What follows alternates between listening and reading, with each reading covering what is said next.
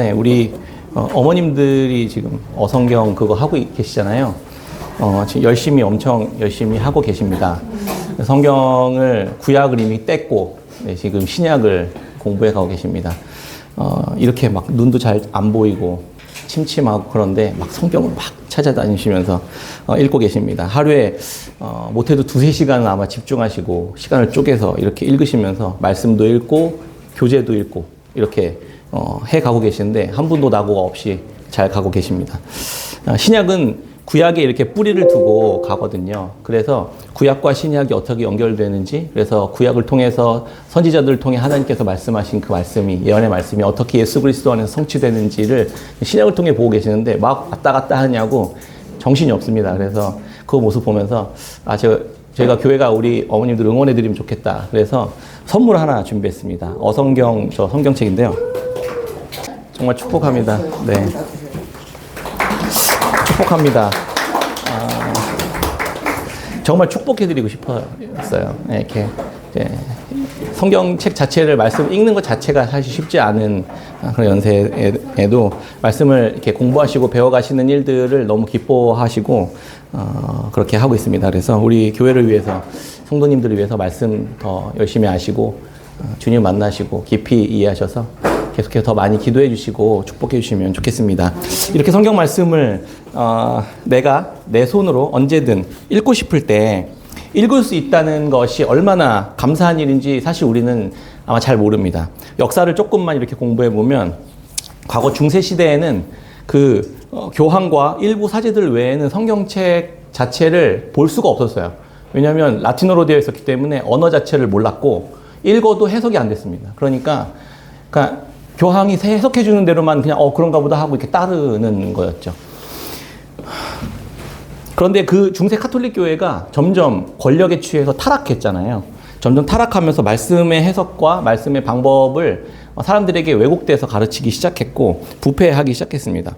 근데 이때 양심이 살아있었던 종교개혁자였던 존 위클리프라는 사람이 이렇게 일어났어요. 그래서 이 성경은 하나님이 우리에게 주신 말씀이기 때문에 누구 한 사람이나 일부의 세력들이 독점해서 안 된다. 그래서 라틴어 성경을 영어 성경으로 번역해서 사람들에게 나눠주었습니다. 그런데 그때 당시에 이 권위였거든요. 이게 성경의 권위였어요. 이 권위를 해치시킨 거죠. 그러니까 이 사람이 어떻게 됐겠습니까? 이단으로 낙인 찍혀서 영국의 템프강인가 거기에 이제 태워서 뿌려버렸습니다. 이 성경이 우리의 개개인의 손에 들려서 읽혀지기까지 얼마나 많은 이들이 피를 흘리고 희생하면서 주었던 놀라운 은혜이면서 감사인지를 우리가 안다면 아마 말씀을 대하는 태도가 정말 달라지게 될 것입니다. 하나님의 말씀을 우리에게 준 거거든요. 우리가 오늘날 하나님의 말씀을 이렇게 자유롭게 묵상하고 읽으면서 하나님의 말씀대로 살 수 있는 것은 정말 기적입니다. 그리고 이것이 엄청난 은혜라는 것을 우리는 알 수 있게 되죠. 우리 민주주의라는 이 제도 속에서 우리가 살면서 눈을 뜨니까 당연히 이렇게 자유롭게 우리가 종교 생활을 하고 신앙 생활을 하고 예배도 드리고 말씀도 보고 찬양도 하는 거지라고 생각했지만 그렇지 않지 않습니까? 우리 민족도 그렇잖아요. 왕정 제도가 얼마나 오랫동안 있었고 독재 통치 아래서 종교의 자유 같은 것들이 얼마나 억압당하면서 있었는지 모릅니다. 이렇게 자유를 갖게 된 게 얼마 되지 않아요, 사실은. 그렇죠?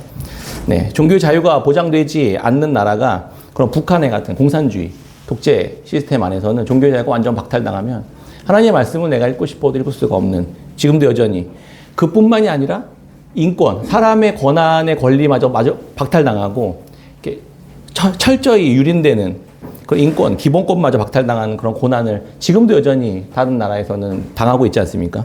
그 중심에는 종교의 자유, 그리고 그런 제도들이 있었기 때문에 가능한 일이었습니다. 사실 근현대 민주주의 역사의 뿌리를 이렇게 쭉 살펴보면 크게 2개의 줄기가 있습니다. 하나는 1775년부터 1783년까지 있었던 그 8년 동안 벌어졌던 영국과 그 미국의 청교도들이 넘어가서 세웠던 미국, 영국 식민지 사이에 벌어진 미국의 독립전쟁이 하나의 뿌리예요. 사실 이 전쟁의 이면에는 종교전쟁이었습니다. 사람들은 잘 모르죠. 영국의 국교회였던 성공회는 중앙정부의 지원을 받아서 강력한 권한을 가지고 있었던 그런 교회 권력이었어요. 그러니까 성공회가 국교를 딱 지정하면서 나머지 모든 교파나 종교들은 다 억압과 핍박을 받았습니다. 하지마 그거. 이거 성공회만 하는 거야. 이렇게 해요. 그러니까 그 압제를 피해서 종교의 자유를 위해서 미국으로 넘어간 사람들이 청교도들이었습니다. 이 청교도들이 넘어가서 이렇게 살았는데 그 영국의 성공회가 이제 청교도계가 넘어간 그 미국 땅까지 같이 가서 점점 세력을 확장하면서 그 계속해서 이제 이 성공회 영향력을 이제 하려고 했었던 거죠. 그러니까 그 청교도들이 여기까지 종교의 자유를 위해서 여기까지 왔는데 여기 와서 또 이렇게 핍박을 하는 것에 대해서 전쟁을 일으켰던 거예요. 우리를 독립시켜달라고. 국가의 권력이 종교에 개입하지 못하도록 하기 위해 그렇게 이제 저항했었던 것이 미국의 독립전쟁이었습니다. 이렇게 근데 이제 감리교회, 장로교회, 퀘이커교도들 이렇게 청교도의 이제 분파들이 막 나눠지기 시작하면서 이들이 그 정교 분리의 원칙이 여기서 나온 거예요. 원래는 그래서 교회가 세상에 관여하면 안 된다, 정치에 관여하면 안 된다 이런 의미로 알고 있잖아요. 사실은 그렇지 않은 거죠. 국가의 권력이 교회의 종교의 자유를 훼손할 수 없다. 이게 원래 정교 분리의 원래 정신인 거예요. 결국 청교도들의 승리함으로 미국의 독립전쟁은 마무리가 되었고 민주주의 체제의 근간이 되는 미국 헌법이 제정되게 된 것입니다. 여기에 종교의 자유가 헌법에 딱 명시되도록 되었던 역사가 바로 이 독립전쟁 때문에 있었던 역사였습니다. 아무도 국가 권력이 종교를 강제할 수 없다는 겁니다. 자유란 그래서 국가는 개개인의 종교 선택에 어떠한 관여도 할 수 없도록 한다는 의미로 종교 분리의 원칙이 세워졌던 것이죠. 우리는 이런 종교 분리의 원칙이 교회가 세상에 관심을 끄는 것이라고 생각하지만 사실은 반대였었던 겁니다. 미국이 독립전쟁을 통해서 자유의 의미를 더 우리에게 가르쳐줬어요. 개인이 신앙할 수 있는 자유, 종교의 자유를 그 어떠한 누구의 방해도 받지 않고 할 수 있는 자유를 보장해줬던 겁니다. 이게 미국의 헌법이 우리에게 주고 있었던 굉장히 중요한 민주주의 체제의 근간이었던 거죠. 하나의 뿌리입니다.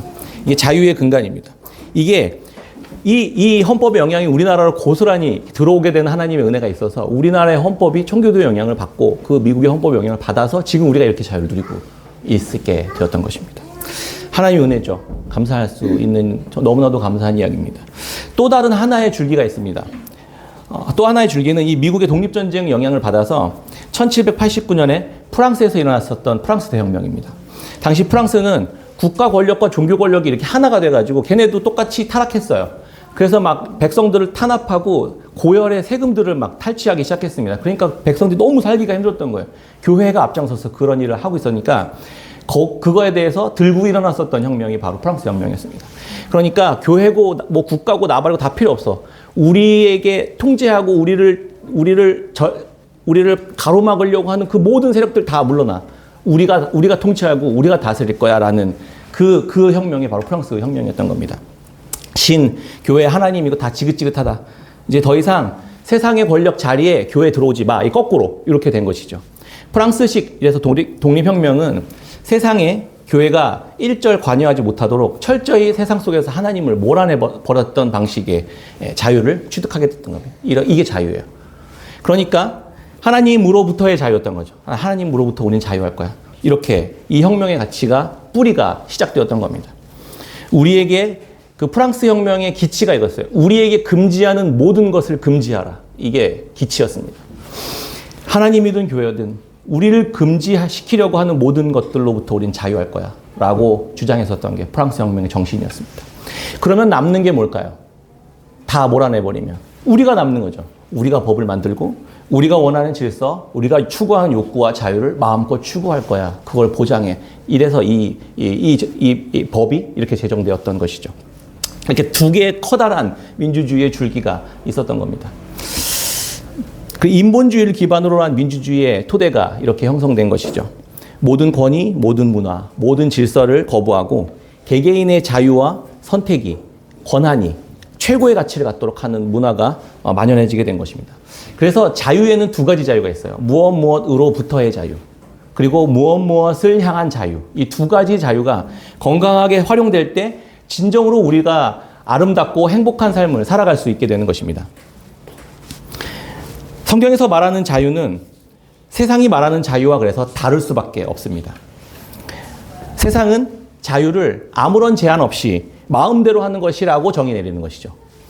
그런데 인간으로에게 부여하신 이 마땅한 창조 질서와 이 생명의 평강, 생명과 평강의 질서까지 모두 깨트리고 거부하는 데까지 나아가는 것입니다.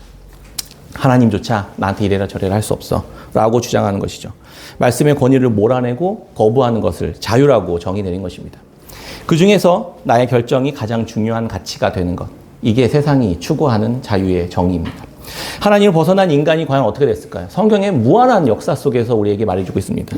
하나님 말씀을 어기고 선악과를 따먹은 인간이 어떻게 됐죠? 죄와 사망 가운데 빠져버렸죠. 하나님을 거부한 인간들의 모임이 하나님처럼 되겠다고 하면서 바벨탑을 쌓아서 흩어지김을 당하게 되었지 않았습니까? 하나님을 왕으로 모시면서 살아가도록 내가 너의 왕이 되어줄게라고 했지만 사무엘서에서 보면 아시죠? 사람들은 하나님 말고 우리도 세상 같은 왕을 주십시오. 이래서 왕을 줬다가 착취당하고 종노릇하며 살아갔던 것이 인간의 역사 아니겠습니까? 여전히 지금도 이 역사들이 반복되고 있다는 것을 말씀은 우리에게 이야기해주고 있는 것입니다. 인간 왕이 세워져가지고 억압과 부조리와 착취와 인권 유림이 나오지 않았던 경우가 한 번도 없었습니다. 믿음 가운데 있었던 사람이 하나님의 말씀을 억압이라고 여기고 그것을 벗어버리는데 자유를 사용해버리면 그의 삶의 모습의 결과는 어떻게 되는지 베드로 사도가 오늘 본문에서 이야기해 줍니다. 3장 20절부터 22절까지 같이 한번 읽겠습니다. 20절부터 22절입니다. 시작. 걔가 구주 예수 그리스도를 알므로 세상의 더러움을 피한 후에 다시 그 중에 얽매이고 지면 그 나중 형편이 처음보다 더 심하리니 그의 불을 안 후에 가진 거룩한 운명을 잊어버리는 것보다 알지 못하는 것이 도리어 그들에게 나으니라. 참된 속단의 이르기를 개가 그 토하였던 것에 돌아가고 돼지가 씻었다가 더러운 구덩이에 도로 누웠다 하는 말이 그들에게 응하였도다. 아멘. 개가 토하였던 것에 돌아가고 돼지가 씻었다가 더러운 구덩이에 도로 누운 것 같은 그림을 한번 상상해 보세요. 깨끗하게 했지만 결국 그의 본성에 따라 본성이 끌리는 대로 행동해서 자기의 본성이 어디에 속한 자인지를 스스로 드러내는 그러한 모습으로 전락하고 말았다는 게 하나님의 피조된 인간이 추구해갔던 자유의 결과였다는 것입니다.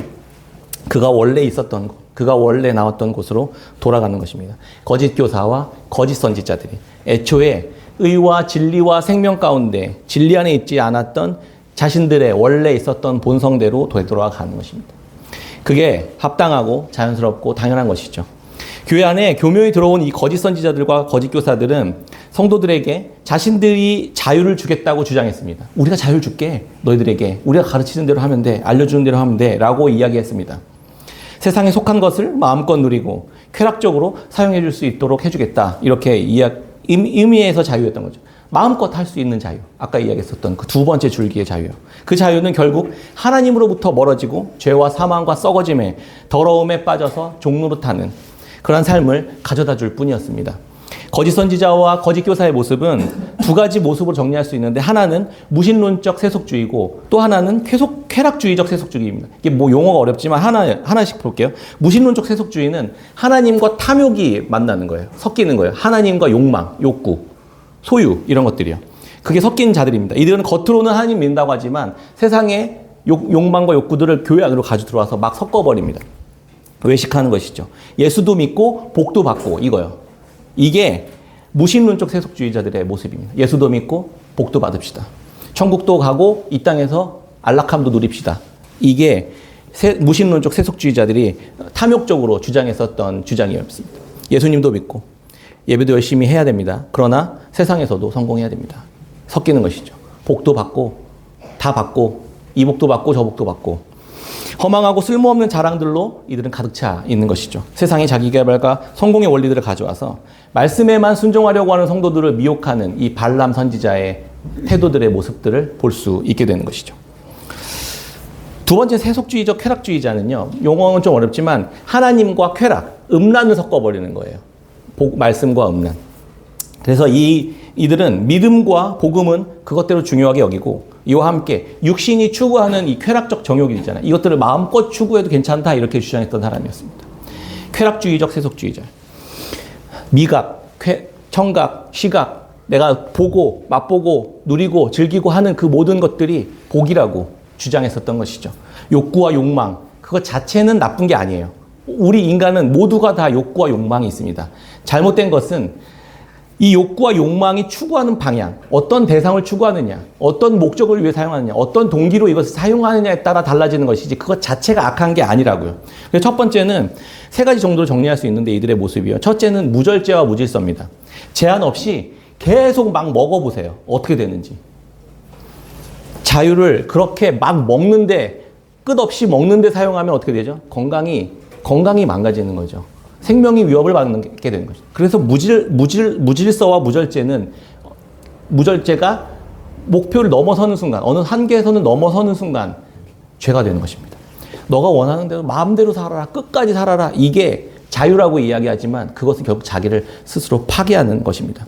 내가 마음대로 하늘을 날고 싶다고 뛰어내려보세요. 어떻게 되는지. 내가 원하는 대로 태평양을 건너가지고 저기 미국까지 내가 가고 싶다 이렇게 해서 수영해서 한번 가보시라고요. 그게 자유입니까? 그건 무절제와 무질서일 뿐입니다. 우리에겐 자유가 있지만 하나님이 세우신 질서라는 한계 안에서 순종하며 살아가야만 하는 존재라는 것을 받아들이는 것이 자유입니다. 둘째는 잘못된 대상을 향한 욕망이죠. 결혼한 남편이 다른 여성과 사랑을 추구합니다. 사랑을 추구하니까 좋은 것입니까? 마음껏 사랑해도 괜찮습니까? 잘못된 대상을 향한 잘못된 욕구와 욕망을 자유롭게 추구하는 것은 죄입니다. 세 번째는 잘못된 동기와 잘못된 욕망이죠. 열심히 공부해서 대학 가는 것은 좋은 것입니다. 그런데 그것이 나를 괴롭게 했던 부모님에게 대한 복수로 가려고 하는 것이라면 자기를 파괴하는 것이죠. 잘못된 동기와 잘못된 욕망에 따라 그것을 자유롭게 추구한다고 해서 그게 자유가 되는 게 아니라는 것입니다. 그 자유는 우리를 파괴하는 자유가 되는 것이죠. 대표적으로 요즘 선거 관련된 이슈들이 많이 나오고 있습니다. 쾌락주의적 세속주의의 저는 현대판 모습이라고 생각해요. 성정체성 관련된 주제입니다. 제가 오늘 기사를 봤더니요. 요번 달 4월 12일에 독일에서 성별 등록 자기결정법 제정안을 통과시켰다고 해요. 이게 뭐냐면 만 14세 이상이 되면요. 내가 남자인지 여자인지 내가 스스로 결정할 수 있도록 하겠다는 거예요. 그냥 나는 오늘 남자일 것 같아요. 그러면 남자로 그냥 등록하면 남자가 됩니다. 성별 없음도 괜찮아요. 나는 성별이 없는 것 같아요 라고 등록하면 성별 없는 사람이 되는 겁니다. 실제 독일에서 이번 달 12일 날 통과됐던 법입니다. 11월부터 14세 이상이면 할 수 있어요. 그러면 어느 날 갑자기 수아가 저한테 와가지고 아빠 오늘 나는 이제부터 이제 11월 이제 1년 뒤부터 적용된대요. 신청하면. 그래서 신청해서 아빠 이제부터 나 남자예요. 이러면 남자 되는 거예요. 제가 만들어낸 얘기가 아니라 독일에서 실제 벌어진 일입니다. 기독교가 말하는 자유라는 말씀은 통제와 제한, 하나님이 부여하신 질서 안에서 자유하는 거라는 이야기입니다. 그러니까 세상이 말하는 자유와 기독교, 우리가 말하는 말씀이 말하는 자유는 다른 자유인 것 같아요. 내가 이제 남자와 남자가 결혼을 하겠다라는 자유를 허락하라고, 여자와 여자가 결혼하겠다라는 자유를 허락하라고 이야기합니다. 주장합니다. 둘이 아닌 셋, 넷이 함께 가정을 이루도록 하는 것도 허락해달라라고 이야기하는 자유를 주장하고 있습니다. 교회 안에서도 이런 주장들이 받아들여지고 있고 지금 적용되어져 가고 있는 부분들도 많이 있습니다. 깨어 있어야만 할 것 같습니다. 이들이 하는 행동은 교회의 성도들을 보올의 아들 발람의 모습처럼 하나님을 향해 가는 출애굽한 이스라엘 백성들이 겨우겨우 애굽에서 나왔더니 음란에 빠져 중간에 망하도록 유혹하는 그런 유혹의 메시지처럼 우리 교회 안에 이스라엘 백성들, 언약 공동체 안에 세상의 가치들로 들어온다는 것입니다. 베드로서 2장 18절입니다. 그들이 허탄한 자랑의 말을 토하며 그릇되게 행하는 사람들에게서 겨우 피한 자들을 음란으로서 육체의 정욕 중에서 유혹하는도다. 영적으로 오늘날 거짓 교사와 거짓 선지자들의 쾌락주의적 세속주의의 현대판이라고 저는 생각됩니다. 교회는 깨어 있어야만 합니다. 그러면 기독교에서 말하는 자유란 무엇입니까? 저명한 심리학자 에리 프롬이 얘기했던 이야기예요. 아까 이야기했던 자유에는 두 가지가 있습니다. 하나는 무엇으로부터의 자유, 또 하나는 무엇을 향한 자유가 있습니다. 이 두 가지의 자유가 온전히 이루어질 때 우리에게 가장 큰 행복, 가장 큰 안정감, 가장 큰 평안을 줍니다. 이렇게 이야기했어요. 무엇으로부터의 자유입니다. 죄와 사망의 권세로부터의 자유예요. 출애굽한 이스라엘 백성들이 애굽 왕의 통치와 다스림과 세상 나라의 법으로부터 하나님이 자유롭게 하셨습니다. 그들에게 그래서 자유를 주신 것이죠. 예수님을 믿고 우리는 율법으로부터 자유했습니다. 믿음으로, 은혜로 우리에게 자유를 허락하셨습니다.